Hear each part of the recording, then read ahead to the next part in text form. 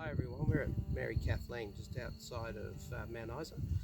It's about 50 k's out of Mount Isa. It's not advertised very well, but this used to be, I think it was a uranium mine. I can check on that in the morning when we go for a bit of a drive around.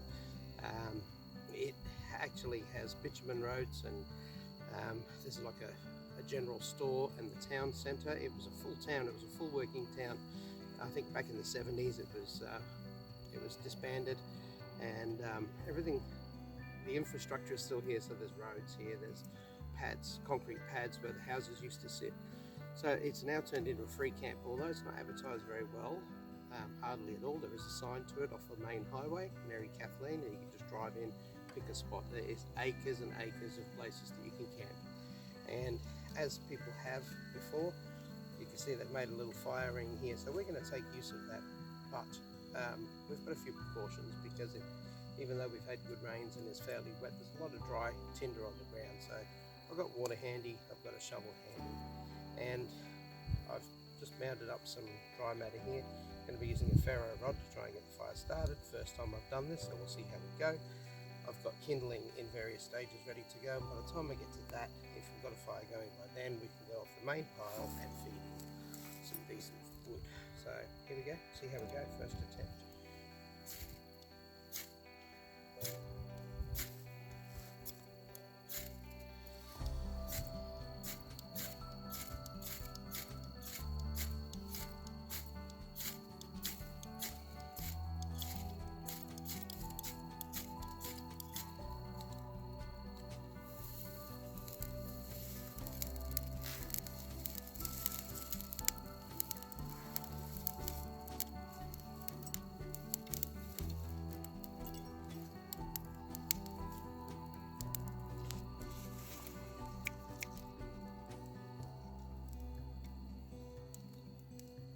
And that's how we get a fire started, with a ferro rod.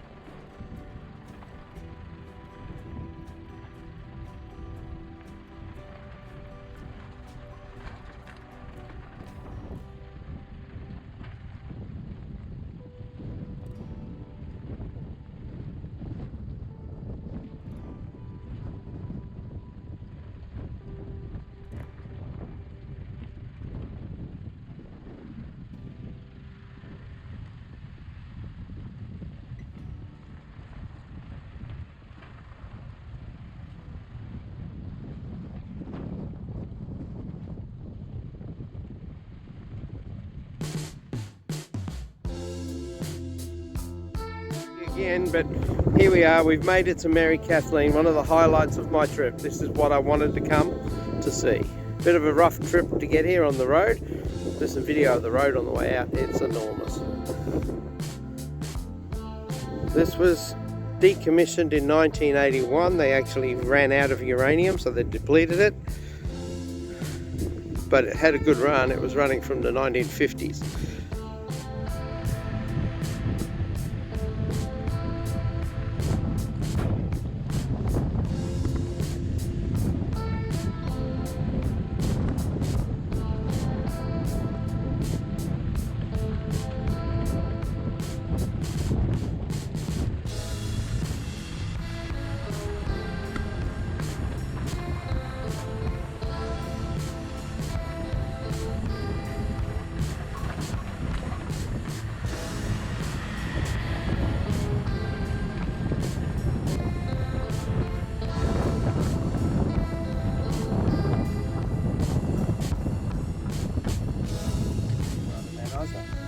This was a working uranium mine, Mary Kathleen Uranium, opened in the 50s, 1957 I believe it was, and it went right through to 1981. It did have a break in the middle, it was shut down for a while, but owned by Rio Tinto eventually, and it's done millions of tons of ore out of it. We've just been out to the actual pit and had a look in there.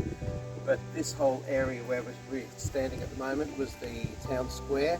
It housed over 1,000 people when it was running at its peak. Just come around the side of the board and show you the map. You'll see here there was a primary school, tennis court, sports oval, cinema, bowling club, golf course, Apex Hall, staff quarters, town square, Church of England, Catholic Church, service station, orchards, executive houses and company house. It had everything here. And when it was decommissioned because they actually ran out of uranium, they depleted the mine, and when it finally closed, the buildings were actually sold off, and half of them are in Mount Isa and half of them are actually in Cloncurry, so they were reused.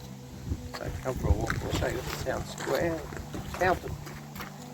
So this is the town square pretty much around here, and this is the plaque that commemorates the official opening in 1958. So it went from 58 to 81 with a small gap in the middle. This was the fountain, this thing here, the centre square fountain, and around here would have been the general store, supermarkets and canteens. Pretty much the hub of the post office. There was actually a police station here as well. So we're not going to go through the whole lot, we have to hit the road, but there's apparently an Olympic-sized swimming pool out here. There was a sports oval and golf course and tennis club. So it was quite a thriving little place.